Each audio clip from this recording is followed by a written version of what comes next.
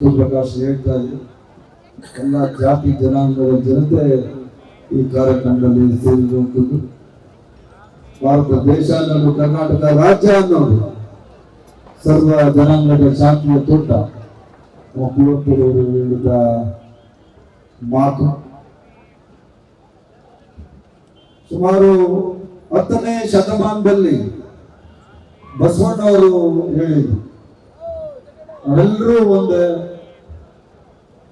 ಈ ಮನುಕುಲದಲ್ಲಿ ಹುಟ್ಟಿರುವಂತಹ ನಾವೆಲ್ಲರೂ ಒಂದೇ ತಾಯಿಯ ಮಕ್ಕಳು ಅಂತ 10ನೇ ಶತಮಾನದಲ್ಲಿ ಹೇಳಿದಂತಹ ಮಾತನ್ನ 14ನೇ ಶತಮಾನದಲ್ಲಿ ಅದೇ ಮಾತುಗಳನ್ನ ತನ್ನ ಕೀರ್ತನೆಗಳನ್ನು ಮನೆ ಮನೆಗೆ ಹೇಳುತ್ತಾ ಈ ದೇಶದಲ್ಲಿ ಎಲ್ಲ ಕಡೆ ಓಡಾಡಿ ನಾವೆಲ್ಲರೂ ಒಂದೇ, ಕುಲಕುಲವೆಂದು ಒಡೆದಾಡದಿರಿ, ಕುಲವ ನೆನೆಯನ್ನಾದರೂ ಬಲ್ಲಿರ ಬಲ್ಲಿರ ಬಲ್ಲಿರ ಅಂತ ಹೇಳುತ್ತಾ ಕನಕದಾಸರ ನಾಣ್ಣುಡಿ 10ನೇ ಶತಮಾನದಲ್ಲಿ ಬಸವಣ್ಣವರು ಅನುಭವ ಕಂಡುಭವನ್ ಕಟ್ಟಿ. ಅದಾದ ನಂತರ ನಮ್ಮ ಸಂವಿಧಾನದಲ್ಲಿ ಡಾಕ್ಟರ್ BR ಅಂಬೇಡ್ಕರ್ ಅವರು, ಬಾಬಾ ಸಾಹೇಬ್ ಅಂಬೇಡ್ಕರ್ ಅವರು ಸಂವಿಧಾನವನ್ನು ಕೊಟ್ಟರು.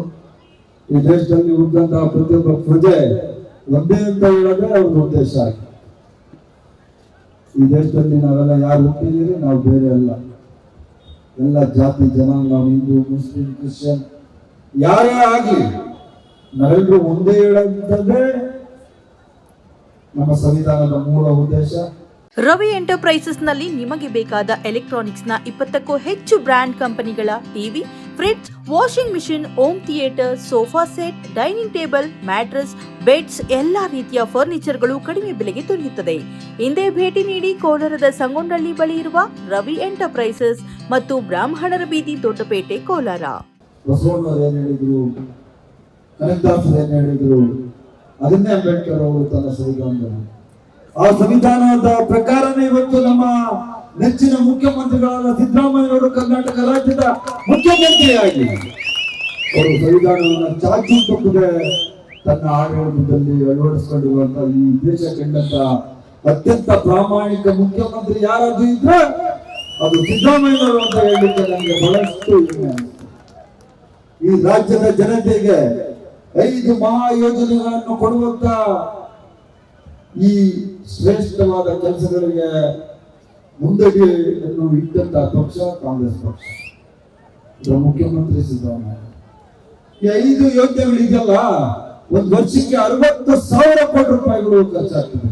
ಯೋಜನೆಗಳು ಬರೀ ಕುರುಬರು ತಗೊಳಲ್ಲ, ಬರೀ ಮುಸ್ಲಿಮಾನರು ತಗೊಳಲ್ಲ, ಬರೀ ದಲಿತರು ತಗೊಳಲ್ಲ, ಎಲ್ಲಾ ಜಾತಿ ಯಾವ್ಯಾವ್ದು ಈ ಜಾತಿಗಳು ಈ ದೇಶದಲ್ಲಿ ರಾಜ್ಯದಲ್ಲಿ ಪ್ರಸ್ತುತ ಇದೆ, ಒಕ್ಕಲಿಗರಾಗ್ಲಿ, ಕುರುಬರಾಗ್ಲಿ, ಲಿಂಗಾಯತರಾಗ್ಲಿ, ಬ್ರಾಹ್ಮಣರಾಗ್ಲಿ, ಶೆಡ್ಯೂಲ್ ಕಾಸ್ಟ್ ಆಗ್ಲಿ, ಮುಸಲ್ಮಾನರಾಗ್ಲಿ, ಕ್ರಿಶ್ಚಿಯನ್ರಾಗ್ಲಿ, ಯಾವುದೇ ಜನಾಂಗದಲ್ಲಿರುವಂತಹ ತುಳಿತಕ್ಕೆ ಒಳಪಟ್ಟವರು ಆರ್ಥಿಕವಾಗಿ ಮೇಲಿಟ್ಟಂಥದ್ದೇ ನಮ್ಮ ಸರ್ಕಾರದ ಉದ್ದೇಶ ಆಗಿರ್ತದೆ, ಸಿದ್ದರಾಮಯ್ಯನವರ ಉದ್ದೇಶ ಆಗಿರ್ತದೆ.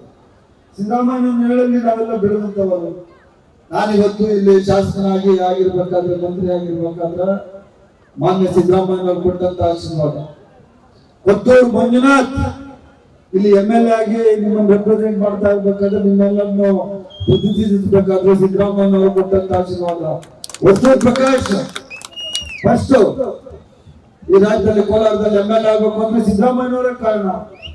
ಈ ತರ ಹಲವಾರು ಜನಗಳನ್ನ ಹುಡುಕಿ 5 ಜನಾಂಗಗಳಲ್ಲಿ ಹಾಗೂ ಮೇಲ್ವರ್ಗದ ಜನಾಂಗದಲ್ಲೂ ಸಹ ಈ ರಾಜ್ಯದ ಕಟ್ಟ ಕಡೆ ವ್ಯಕ್ತಿಯು ಸಹ MLA ಆಗಬೇಕು, ಅಧಿಕಾರ ಸಿಗ್ಬೇಕು, ಮಂತ್ರಿ ಆಗಬೇಕು ಅಂತ ದೃಢ ಮನಸ್ಸಿನಿಂದ ರಾಜಕಾರಣ ಮಾಡ್ತಾ ಇರುವಂತದ್ದು ಸಿದ್ದರಾಮಯ್ಯ. ಸಿದ್ದರಾಮಯ್ಯವರು ನಮ್ಮ ಜನಾಂಗದಲ್ಲಿ ಹುಟ್ಟಿರೋದೇ ನಮ್ಗೊಂದು ಎಲ್ಲ ಒಂದು ಹೆಮ್ಮೆಯ ವಿಚಾರ. ಯಾರು ಚಪ್ಪಾಳೆನೆ ತಂತಾರೆ, ತೋರಿಕೆಗಾಗಿ ತಂದಿದ್ದಾರೆ, ತೋರಿಕೆಗಾಗಿ ತೊಟ್ಟುವಂತ ಅವಶ್ಯಕತೆ ಇಲ್ಲ. ಸಿದ್ದರಾಮಯ್ಯನವ್ರ ಹೆಸರು ಹೇಳಿದ್ರೆ ಉತ್ತರ ಕರ್ನಾಟಕದಲ್ಲಿ ಇದ್ರೇಜಿ ಕುಡಿತಾ ಇರ್ತಾರೆ ಜನ. ನೀವ್ಯಾಕ ಕೋಲಾರದವ್ರು ಬಳೆ ಸಭ್ಯ ಅಪ್ಪ, ನನ್ಗೆ ಅರ್ಥ ಆಗಿಲ್ಲ ಏನು ಅಂತ.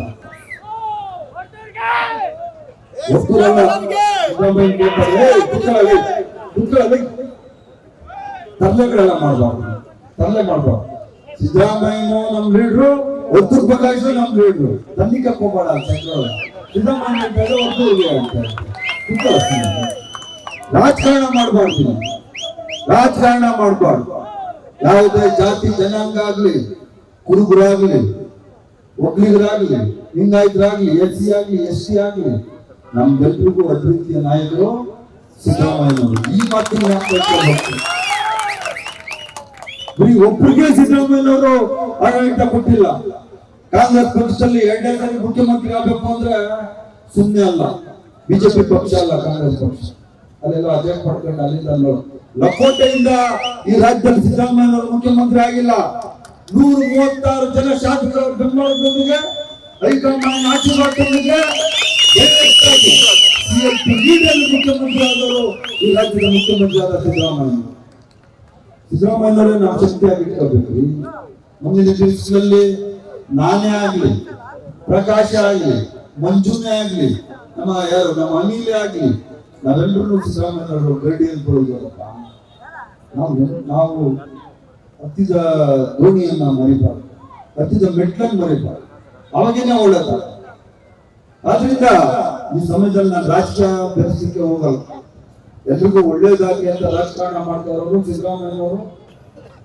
ಅವರ ಆಡಳಿತ ಕುರುಬ ಜನಾಂಗದಲ್ಲಿ ಹುಟ್ಟಿ ಸುಮಾರು 50 ಲಕ್ಷ ಜನಸಂಖ್ಯೆ ರಾಜ್ಯದಲ್ಲಿ ಕುರುಬರು. ಬರೀ ಕುರುಬರು ಒಬ್ಬರಿಗೆ ಸಿದ್ದರಾಮಯ್ಯನವರು ಮುಖ್ಯಮಂತ್ರಿ ಆಗಿಲ್ಲ, ಬರೀ ಕುರುಬರು ಮಾತ್ರ ಸಹಾಯ ಮಾಡಿಲ್ಲ. ಈ ರಾಜ್ಯದಲ್ಲಿ ಇರುವಂತಹ ಕಟ್ಟ ಕಡೆ ವ್ಯಕ್ತಿ ಯಾವನ ಸಮಾಜದಲ್ಲಿ ಯಾವ ವ್ಯಕ್ತಿ ತುಳಿತಕ್ಕೆ ಒಳಪಟ್ಟಿದ್ದಾರೆ ಅವರೆಲ್ಲ ಪರವಾಗಿ ಕೆಲಸ ಮಾಡ್ತಾ ಇರೋದು ಕಾಂಗ್ರೆಸ್ ಸರ್ಕಾರ, ಸಿದ್ದರಾಮಯ್ಯ ಸರ್ಕಾರ. ವೈಯಕ್ತಿಕವಾಗಿ ನಿಮ್ಗೆಲ್ಲರಿಗೂ ನಿಮ್ ಲೀಡರ್ ಇರ್ಬೋದು, ನಾನು ಐ ಡೋಂಟ್ ಅಬ್ಜೆಕ್ಟ್.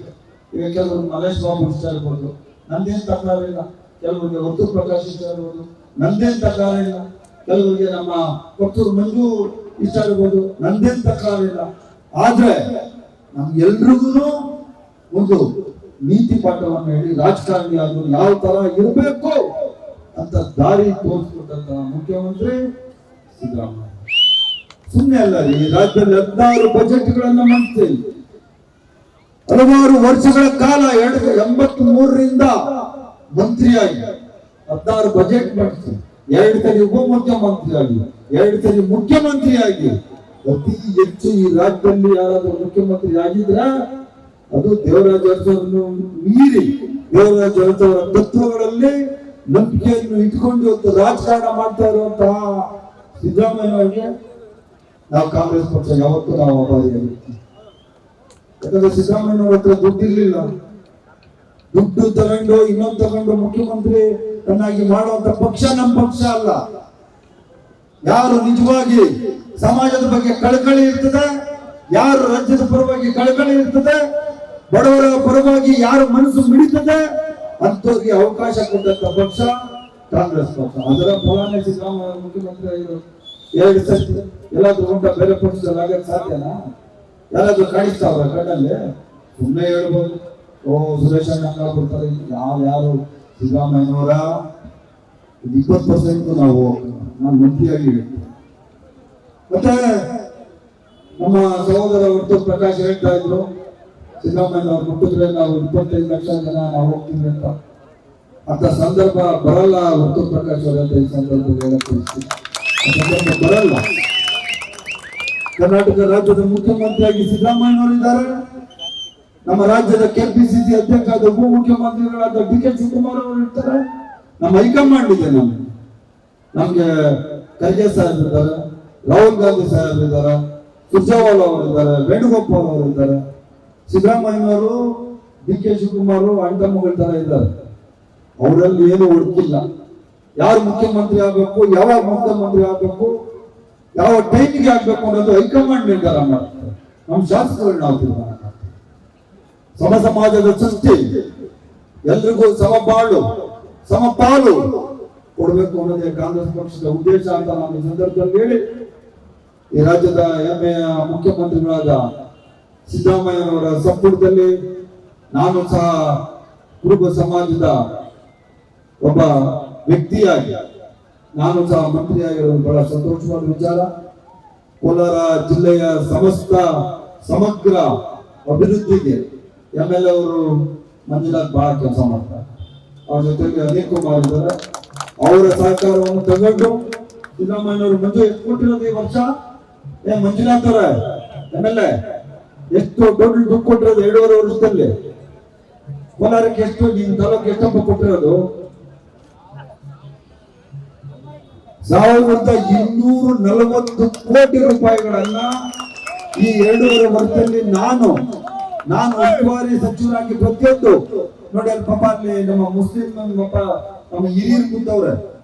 ಈಗ ನಮ್ಮ ಬಹಳಷ್ಟು ಜನ ಅಲ್ಲಿ ವಾಸ ಮಾಡುವಂತವ್ರು ನಮ್ಮ ಅಂತರ್ಗಂಗೆ ಬೆಟ್ಟದಿಂದ ಕೆರೆ ತನಕ, ಕೋಲಾರ ಕೆರೆ ತನಕ 100 ಕೋಟಿ ವೆಚ್ಚದಲ್ಲಿ ಟೊಮಾಟೊ ಡ್ರೈನ್ ಮಾಡ್ತಾ ಇದ್ವಿ. ದೊಡ್ಡ ಬೋರಿ ರಿಂಗ್ ರೋಡ್ ಮಾಡ್ತಾ ಇದೀವಿ. ಮೆಡಿಕಲ್ ಕಾಲೇಜು BBP ಕೇಳಿದ್ರು, BBP ಆಗಿಲ್ಲ. ಆದ್ರಿಂದ ಇದೇ ಜಾಗದಲ್ಲಿ ಸುಮಾರು 600 ಕೋಟಿ ವೆಚ್ಚದಲ್ಲಿ ಮೆಡಿಕಲ್ ಕಾಲೇಜು ಮಾಡ್ಲಿಕ್ಕೆ ನಾವು ಹೊರಟಿದ್ದೀವಿ. ಪ್ರತಿ ರಸ್ತೆಗೂ ಅದಕ್ಕೂ ಎಕ್ಸ್ಟ್ರಾ ಈ ವರ್ಷ ಇನ್ನೊಂದು 50 ಕೋಟಿ ನಮ್ಮ ಪ್ರಭಾಕರ್ ಎಲ್ಲವನ್ನೇ ಪ್ರಭಾಕರ್ ಗಲಾಟೆ ಮಾಡಿ ಸಿದ್ದರಾಮಯ್ಯ ಸಾಹೇಬ್ರ ಹತ್ರ ಮಾತಾಡಿ 100 ಕೋಟಿ ಹಾಕೊಂಡವನೆ ರೋಡ್ಗಳು ಅಂತಂತೆ. ಬರೀ ಕೋಲಾರ ಟೌನಿನ ರಸ್ತೆಗಳಿಗೆ 100 ಕೋಟಿ ಕೊಟ್ಟಂತ ಮುಖ್ಯಮಂತ್ರಿ ಸಿದ್ದರಾಮಯ್ಯನವರು, ಕಾಂಗ್ರೆಸ್ ಸರ್ಕಾರ. ನಮ್ಮ ಅಧ್ಯಕ್ಷರು DK ಶಿವಕುಮಾರ್ ಸಾಹೇಬ್ರು, ಸಿದ್ದರಾಮಯ್ಯ ಸಾಹೇಬ್ರು, ಅವರಿಬ್ಬರು ಈ ರಾಜ್ಯದ ಒಳಿತಿಗಾಗಿ ಏನೇನ್ ಕೆಲಸ ಮಾಡಬೇಕು ಎಲ್ಲ ಕೆಲಸಗಳನ್ನ ಅವರು ಮಾಡ್ತಾ ಇದ್ದಾರೆ. ಅವ್ರ ಕೈ ಮೀರಿ ಸರ್ಕಾರವನ್ನ ಸುಭದ್ರವಾಗಿ ಇಟ್ಕೊಳ್ಳಿಕ್ಕೆ ಅವರು ಪ್ರಯತ್ನ ಪಡ್ತಾ ಇದ್ದಾರೆ. ಜನ ಹೇಳ್ತಾರೆ ಪಾಪ, BJP ಅವರು, JDS ಅವರು, ನಮ್ಮ MP ಅವರು ಪಾಪ ಮುಜುಗರಾಗಬಾರ್ದು, ಅವ್ರಿಗೆ ನಾನು ಹೇಳ್ತಾ ಇಲ್ಲ. ಅವ್ರ ರಾಜ್ಯದ ನಾಯಕರು ಪಾಪ ಹೇಳ್ತಾರೆ, ಎಲ್ಲ ಬಿಡೋಗ್ಬಿಡ್ತದೆ, ಸಿದ್ದರಾಮಯ್ಯ ಇಸ್ಕೊಡ್ತಾರೆ, ಸರ್ಕಾರ ಬಿಡೋಗ್ಬಿಡ್ತದೆ. 28ಕ್ಕೂ ನಾವೇ ಗೆಲ್ಲೋದು, 28ಕ್ಕೂ ನಮ್ದೇ ಸರ್ಕಾರ, ಕಾಂಗ್ರೆಸ್ ಸರ್ಕಾರ. 5 ಯೋಜನೆ ಬರುತ್ತೆ, ಇನ್ನೊಂದು 5 ಯೋಜನೆ ಕೊಡ್ತೀವಿ ನೆಕ್ಸ್ಟ್. ಆದ್ರಿಂದ ಯಾರು ಈ ವಿಷಯದ ಬಗ್ಗೆ ಅನುಮಾನ ಪಡುವಂತ ಅವಶ್ಯಕತೆ ಇಲ್ಲ ಅಂತ ನಾನು ಈ ಸಂದರ್ಭದಲ್ಲಿ ಹೇಳಿ, ಮುಂದಿನ ದಿವಸಗಳಲ್ಲಿ ನಿಮ್ಮ ಯಾವುದೇ ಅಭಿವೃದ್ಧಿ ಕೆಲಸಗಳಿದೆ, ಕೋಲಾರ ಜಿಲ್ಲಾ ಉಸ್ತುವಾರಿ ಸಚಿವನಾಗಿ ನಾನು ನಿಮ್ ಜೊತೆ ಇರ್ತೀನಿ. ಸಮಾಜದ ಕೆಲಸಗಳಿಗೆ ಎಲ್ಲ ಸಮಾಜದ ಕೆಲಸ ಮಾಡ್ತೀನಿ, ಪ್ಲಸ್ ನನ್ನ ಸಮಾಜ ಕುರುಬ ಸಮಾಜಕ್ಕೂ ಸಹ ನಾನು ಕೆಲಸ ಮಾಡಲಿಕ್ಕೆ ನಾನು ಬದ್ಧವಾಗಿರ್ತೀನಿ ಅಂತ ನಾನು ಈ ಸಂದರ್ಭದಲ್ಲಿ ಹೇಳಲಿಕ್ಕೆ ಬಯಸ್ತೇನೆ. ಈಗಾಗಲೇ ನಮ್ಮ ಕುರುಬರ ಸಂಘದ ಹಾಸ್ಟೆಲ್ಗೆ 2 ಕೋಟಿ ದುಡ್ಡು ಸ್ಯಾಂಕ್ಷನ್ ಆಗಿದೆ, 50 ಲಕ್ಷ ಬಂದಿದೆ. ಇನ್ನು ಉಳಿದ ದುಡ್ಡು 1.5 ಕೋಟಿ ರೂಪಾಯಿಗಳನ್ನ ಬೇಗ ಕೊಡಲಿಕ್ಕೆ ಹೊತ್ತು ಪ್ರಕಾಶ್ ಹೇಳಿದ್ರು. ಅದನ್ನ ನಾನು ಮುಖ್ಯಮಂತ್ರಿಗಳ ಹತ್ರ ಮಾತನಾಡಿ ಆ 1.5 ಕೋಟಿ ರೂಪಾಯಿಗಳನ್ನು ಸಹ ಅತಿ ಶೀಘ್ರದಲ್ಲೇ ಬಿಡುಗಡೆ ಮಾಡಿ ಆ ಕಟ್ಟಡವನ್ನು ಪೂರ್ಣಗೊಳಿಸುವಂತಹ ಒಂದು ಕೆಲಸಕ್ಕೆ ನಾವೆಲ್ಲರೂ ಸೇರಿ ಮಾಡೋಣ ಅಂತ ನಾನು ಈ ಸಂದರ್ಭದಲ್ಲಿ ಹೇಳಿ, ನಮ್ಮ ಕನಕ ಸೇವಾ ಮಂಡಳಿ ದೇವಸ್ಥಾನ ಟ್ರಸ್ಟ್ ಇಲ್ಲಿದೆ. ಅಂಗಡಿಗಳು ಕೆಡವಾಗಿದ್ದೀವಿ, ಇವಾಗ 4 ಅಂಗಡಿ ಕಟ್ಬೇಕಂತೆ. ಅದಕ್ಕೆಲ್ಲ 20 ಲಕ್ಷ 30 ಲಕ್ಷ ಎಷ್ಟೋ ದುಡ್ಡು ಆಗ್ತದೆ ಅಂತ ಹೇಳಿದ್ರು. ಸರ್ಕಾರದಿಂದ ಆ ದುಡ್ಡು ತಗೊಳೋದು ಬೇಡ, ಯಾಕಂದ್ರೆ ದೇವಸ್ಥಾನಕ್ಕೆ ಕಟ್ಟೋದು. ಸೊ ನಾನು ಹೇಳಿದ್ದೀನಿ, ಈಗ ನಮ್ಮ ಕೊತ್ತೂರು ಮಂಜುನಾಥ್, ನಮ್ಮ ಪ್ರಕಾಶ್ ಮತ್ತೆ ನಾವೆಲ್ಲ 3 ಜನನೇ ಅದು ಕಟ್ಸ್ಕೊಡ್ತೀವಿ. ಯಾರ ಸೌಕರ್ಯದಿಂದ ಕೊಡ್ಬೇಕಾದ್ರೆ ಕೋಲಾರದಲ್ಲಿ ಅದೆಷ್ಟು ದುಡ್ಡು ಆಗ್ತದೋ ನಾನೊಂದು 10 ಲಕ್ಷ ಕೊಡ್ತೀನಿ, ಸ್ವಂತ ದುಡ್ಡು ಸರ್ಕಾರದ್ದಲ್ಲ. ನಾನೊಂದು 10 ಲಕ್ಷ ಕೊಡ್ತೀನಿ, ನಮ್ಮ ಒಟ್ಟು ಪ್ರಕಾಶ್ ಒಂದು 5 ಲಕ್ಷ, ಇನ್ನೂ ಜಾಸ್ತಿ ಕೊಟ್ಟಿರೋ ಸಂತೋಷ. ನಮ್ಮ ಮಂಜು ಒಂದು 5 ಲಕ್ಷ, 20 ಲಕ್ಷ ಕಟ್ಟಕ್ಕೆ ಆಗುತ್ತದೆ ನನ್ನ ಪ್ರಕಾರ. ಆಗಿಲ್ಲ ಅಂದ್ರೂ ಇನ್ನೇನು ದುಡ್ಡು ಬಿಟ್ಟಿರ್ತದೋ ಆ ದುಡ್ಡು ಕೊಡ್ಲಿಕ್ಕೆ ನಾನು ಪ್ರಯತ್ನ ಕೊಡ್ತೀನಿ. ವಿದಿನ್ 6 ತಿಂಗಳು ಪ್ರಕಾಶ್ ಹೇಳೋರೆ ಯಾರು ನಮ್ಮ ಕನಕ ಸೇವಾ ಮಂಡಳಿ ಎಲ್ಲ ಹೆಣ್ಣಿದ್ದಲ್ಲ, ಎಲ್ಲ ರಾಮಚಂದ್ರಣ್ಣ ಬಾಂಡೆ ಹೇಳು, ರಾಮಚಂದ್ರಣ್ಣ ಅದಕ್ಕೆ ಇಲ್ಲಿ ರಾಮಚಂದ್ರಣ್ಣ ಅದಕ್ಕೆ ಜಗ ಬಿಡ್ರಿ ಆಂಬುಲೆನ್ಸ್ ರಾಮಚಂದ್ರಣ್ಣ ಅಧ್ಯಕ್ಷರಿರ್ತಾರೆ. ಅದಕ್ಕೆ 20 ಲಕ್ಷ ರೂಪಾಯಿ ಖರ್ಚಾಗ್ತದೆ, ಅದು ನಾವೇ ಕೊಡ್ತೀವಣ್ಣ. 6 ತಿಂಗಳು ನೀನು ಮುಗಿಸ್ಬಿಡ್ಬೇಕಂತ. ಏನೋ ಒಂದು ಅಂಗಡಿ 25,000 ಬಾಡಿಗೆ ಬರ್ತದಂತೆ, 4 ಅಂಗಡಿ ಹೋದ್ರೆ 1 ಲಕ್ಷ ರೂಪಾಯಿ ಬಾಡಿಗೆ ಬರ್ತದಿಲ್ಲ. ದೇವಸ್ಥಾನದ ಜೀವನಕ್ಕೆ ಉಪಯೋಗಿಸ್ಕೊಳ್ಳಿ ಅಂತ ನಾನು ಈ ಸಂದರ್ಭದಲ್ಲಿ ಹೇಳಿ, ಬೇರೆ ಯಾವುದೇ ನಿಮ್ಮ ಕೆಲಸಗಳಿಗೆ ನಾವು ಮಾಡಲಿಕ್ಕೆ ಸದಾ ಸಿದ್ಧ ಇರ್ತೀವಿ. ನಮ್ಮ ರಾಜ್ಯದ ಮುಖ್ಯಮಂತ್ರಿಗಳಾದ ಸಿದ್ದರಾಮಯ್ಯನವರ ಒಂದು ಆಶೀರ್ವಾದ ಒಂದು ಕೋಲಾರ ಜಿಲ್ಲೆಯಲ್ಲಿ ಇರ್ತದೆ. ಯಾವುದೇ ಕೆಲಸಗಳಿಗೆ ನಿಮ್ಮೆಲ್ಲ ಮಂಜುನಾಥ್ ಇರ್ತಾರೆ, ನಾನು ಇರ್ತೀನಿ, ಜೊತೆ ಹೊತ್ತು ಪ್ರಕಾಶ್ ಇರ್ತಾರೆ. ಪಕ್ಷ ಭೇದ ಇಲ್ಲ, ಯಾವುದೇ ಕಾರಣಕ್ಕೆ ಅಭಿವೃದ್ಧಿ ಕೆಲಸಗಳಲ್ಲಿ ಪಕ್ಷ ಭೇದನೂ ಮಾಡಲ್ಲ, ಜಾತಿ ಭೇದನೂ ಮಾಡಲ್ಲ. ಮತ್ತೆ ನಮ್ಮ ರಾಜಕೀಯ ಕಾರ್ಯದರ್ಶಿಗಳಾದ ಪ್ರಭಾಕರ್ ಇರ್ತಾರೆ ಜೊತೆ ಯಾವಾಗೂ ಪ್ರಭಾಕರ್ ಯಾವಾಗಲೂ ಏನು ಕೋಲಾರ ಅಂದ ತಕ್ಷಣ ಹಂಗೆ ಕೈ ಹಾಕಲ್ಲ. 3 ಕೋಟಿ ಮೊನ್ನೆ ಬರ್ಸ್ಕೊಂಡ್ಬಿಡೋದು ಮಂಜು ಹೋಗಿ ನನಗೆ ಗೊತ್ತಿಲ್ಲ. ರಸ್ತೆಗೆ ನನ್ನೇ ಬಿಟ್ಬಿಟ್ಟು ಪ್ರಭಾಕರ್ ಮಂಜು ಹೋಗಿ ರಾಯಭದ್ರ 100 ಕೋಟಿ ರೂಪಾಯಿ ರಸ್ತೆಗಳು ಬರ್ಸ್ಕೊಂಡ್ಬಂದವ್ರೆ. ಅದರಿಂದ ನಿಮ್ಮೂರು ಹುಡುಗ ಪ್ರಭಾಕರ್, ಅದರಿಂದ ಎಕ್ಸ್ಟ್ರಾ ಪ್ರೀತಿ ಕೊಟ್ಟೆ. ನಾ ಕುರುಬುಪೇಟೆ ಹುಟ್ಟಿ ಪ್ರಭಾಕರ್, ಕುರುಬುಪೇಟೆ ಒಳಗೆ ಹುಟ್ಕೊಂಡಿದ್ದಕ್ಕೆ ಸಾರ್ಥಕ ಆಯ್ತು. ಬಹಳ ವಿಶ್ವಾಸಾರ್ಹವಾಗಿ ಬಹಳ ನಿಯತ್ತಾಗಿ ಸಿದ್ದರಾಮಯ್ಯ ಸರ್ ಜೊತೆಲಿದ್ದಾರೆ. ಪ್ರಭಾಕರ್ಗೆ ಸಹ ಒಳ್ಳೇದಾಗಲಿ, ಈ ವೇದಿಕೆ ಮೇಲೆ ಇರುವಂತಹ ಎಲ್ಲರಿಗೂ ಒಳ್ಳೇದಾಗಲಿ. ಈ ಕಾರ್ಯಕ್ರಮದಲ್ಲಿ ಭಾಗವಹಿಸಿದಂತಹ ಎಲ್ಲ ಜನರು, ಬರೀ ಕುರುಬರು ಒಬ್ಬರೇ ಇಲ್ಲ ಅಂತ ಪ್ರಕಾಶ ಹೇಳಿದ್ರು. ನಿಜ, ಎಲ್ಲ ಜಾತಿ ಜನಾಂಗದ ಎಲ್ಲ ವರ್ಗದವರು ಇಲ್ಲಿದ್ದಾರೆ. ಮೇಲ್ವರ್ಗದವರು, ಕೆಳವರ್ಗದವರು, ಎಲ್ಲ ವರ್ಗದವರು ಇದ್ದಾರೆ. ನೀವೆಲ್ರಿಗೂ ಆ ಕನಕದಾಸರ ಆಶೀರ್ವಾದ ಇರಲಿ ಅಂತ ನಾನು ಈ ಸಂದರ್ಭದಲ್ಲಿ ಹೇಳಿ ನಿಮ್ಗೆಲ್ರಿಗೂ ನಮಸ್ಕಾರ ಮಾಡಿ ನನ್ನ ಮಾತುಗಳನ್ನು ಮುಗಿಸಿದ್ದೀನಿ. ಜೈ ಕನಕ.